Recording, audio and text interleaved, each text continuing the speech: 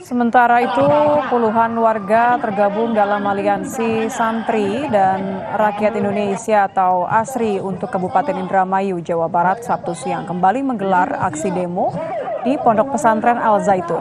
Dalam aksinya, massa mendukung dan mendesak kepolisian untuk segera menetapkan pemimpin Pondok Pesantren Al Zaitun, Panji Gumilang, sebagai tersangka. Di Karangsong, di mana yang sudah dilansir oleh Menko Polhukam diduga ada pencucian uang.